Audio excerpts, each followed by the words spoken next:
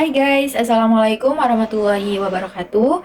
Kali ini aku mau mereview materi dari Manajemen Pemasaran Digital. Sebelumnya, kenalin nama aku Dwi Purwanti dari Prodi Manajemen Universitas Teknokrat Indonesia. Jadi, di video ini aku akan bahas mengenai komunikasi pemasaran menggunakan saluran media digital. Digital Media Channel merupakan teknik komunikasi online yang digunakan untuk melibatkan pengguna web di situs pihak ketiga. Tujuannya untuk mendorong pengguna untuk mengunjungi situs web perusahaan atau membeli melalui saluran tradisional seperti melalui telepon atau di toko. Search Engine Marketing. Search Engine Marketing merupakan promosi brand melalui mesin pencari untuk memenuhi tujuannya dengan memberikan konten yang relevan dalam daftar pencarian untuk pencari dan mendorong mereka untuk mengklik ke situs tujuan. Dua teknik utama SEM adalah pengoptimalan search engine atau SEO untuk meningkatkan hasil dari daftar alami dan paid search marketing untuk memberikan hasil dari daftar sponsor di dalam search engine.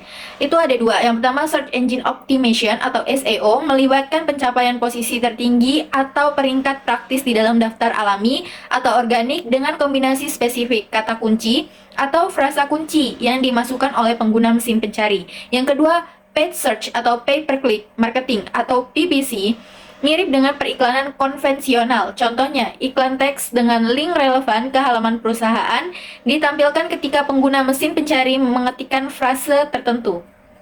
Ini adalah contoh gambar halaman hasil mesin pencarian di Google. Kita mengklik www.google.com.id melihat gambar daftar alami dan berbayar.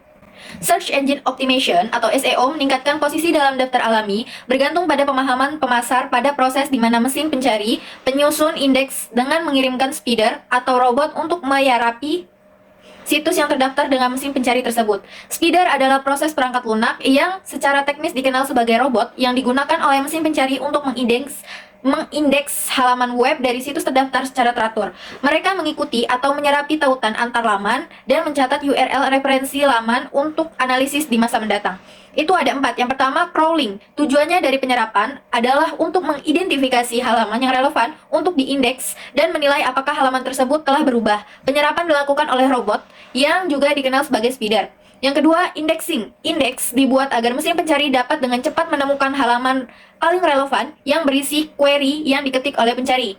Yang ketiga, ranking or scoring. Proses pengindeksan telah menghasilkan pencarian dari sebuah halaman yang berisi kata-kata tertentu di dalam sebuah query, tetapi tidak diurutkan dalam kaitannya dengan relevansi.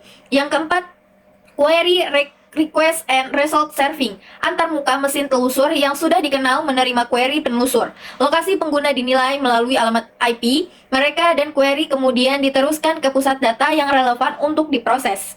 Kemudian search engine ranking factors. Pada level teratas, dua faktor terpenting untuk posisi peringkat yang baik di semua mesin pencari utama adalah pencocokan antara salinan halaman web dan frasa kunci yang dicari dan link ke halaman atau inbound atau backlink. Kemudian paid search marketing, iklan dalam mesin pencari yang bertujuan untuk membawa pengunjung ke website berdasarkan intent pengguna atau keyword yang dicari oleh pengguna. Itu ada 4. Yang pertama, paid search content network. Paid listing indeks berbayar juga bersedia melalui display network dari situs penelusur misalnya Google AdSense.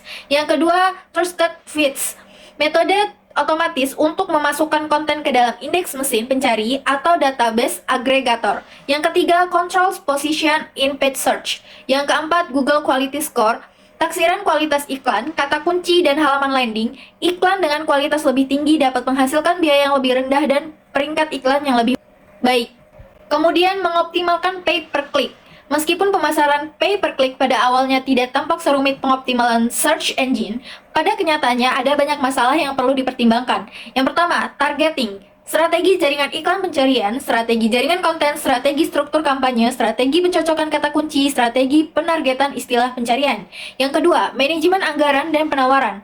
Strategi penganggaran, strategi posisi listing, strategi pembagian waktu, penggunaan kampanye, strategi pengelolaan tawaran, kemungkinan klik palsu. Yang ketiga, pengujian kreatif dan pengoptimalan kampanye. Ad creative and copy strategi, destination or landing page strategi, campaign review and optimization strategi, specialist and innovative paid search techniques. Dan yang keempat, integrasi komunikasi berupa strategi integrasi SEO, strategi integrasi afiliasi, strategi integrasi kampanye pemasaran. One Public Relation merupakan manajemen kesadaran, pemahaman, dan reputasi organisasi atau merek yang dicapai melalui pengaruh eksposur di media. Perbedaan antara PR online dan PR tradisional. Audiens terhubung ke perusahaan, sedangkan PR tradisional lebih mudah mengakses koneksi dengan perusahaan. Memiliki audiens terhubung satu sama lain dapat dilakukan interaksi antar pengguna media. Audiens memiliki akses ke informasi lain, akses diskusi, analisis, dan komunikasi lebih luas.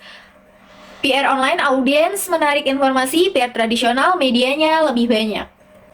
Ini adalah gambar area utama dalam online PR.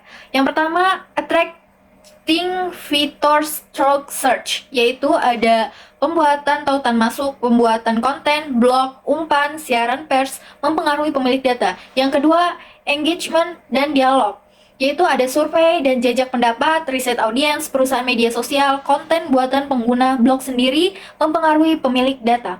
Yang ketiga, building campaigns boost, di mana menyebarkan ide besar, kontak editorial web, agen virus, penyamaian virus, siaran pers, mempengaruhi pemilik media. Dan yang keempat, defensif atau krisis, di mana perlindungan merek, pemantauan dan respon media sosial, dan mempengaruhi pemilik media. Affiliate marketing merupakan pengaturan berbasis komisi di mana situs perujuk atau penerbit menerima komisi atas penjualan atau prospek oleh pedagang atau pengecer atau situs transaksional lainnya. Komisi biasanya didasarkan pada persentase harga jual produk atau jumlah tetap untuk setiap penjualan BPA atau biaya per akuisisi. Tetapi terkadang juga didasarkan pada basis per klik, misalnya saat agregator merujuk kunjungan ke pedagang. Ini adalah gambar model pemasaran afiliasi. Coba kita perhatikan bahwa perangkat lunak pelacakan dan pembayaran biaya dapat dikelola melalui manajer jaringan afiliasi independen. Kemudian online sponsorship, yaitu ada co-branding, pengaturan antara dua atau lebih perusahaan yang setuju untuk bersama-sama menampilkan konten dan melakukan promosi bersama menggunakan logo merek, pemasaran email atau iklan spanduk. Tujuannya adalah agar merek diperkuat jika dipandang sebagai pelengkap. Co-branding seringkali merupakan pengaturan timbal balik yang dapat terjadi tanpa pembayaran sebagai bagian dari kesepakatan yang lebih antar mitra. Kemudian kontra deals, perjanjian timbal balik dalam bentuk pertukaran di mana pembayaran tidak dilakukan. Sebaliknya, layanan atau ruang iklan untuk mempromosikan perusahaan lain sebagai bagian dari co-branding terjadi. Kemudian display advertising adalah penempatan iklan berbayar menggunakan unit iklan grafis atau multimedia dalam laman web untuk mencapai sasaran dalam memberikan kesadaran merek, keakraban, kesukaan, dan niat membeli. Penerapan display advertising harus memperhatikan pengukuran efektivitas tampilan, format iklan interaktif, opsi penargetan iklan interaktif, dan materi iklan. Opt-in email marketing. Opt-in, seseorang setuju untuk menerima komunikasi email. Email marketing berupa outbound email marketing. Email dikirim ke pelanggan dan prospek dari suatu organisasi. Yang kedua, inbound email marketing. Pengelolaan email dari pelanggan oleh suatu organisasi.